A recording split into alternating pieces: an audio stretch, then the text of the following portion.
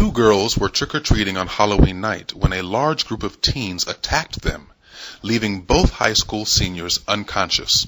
One needed surgery to repair her eye socket. The victims were white, and their attackers were black. 7 attackers were girls, and one was an 18-year-old boy. The boy said that he did not attack the girls. He tried to protect them. "So why were you swinging a skateboard?" said a witness. The boy said that he was swinging the skateboard at the attackers, not the victims.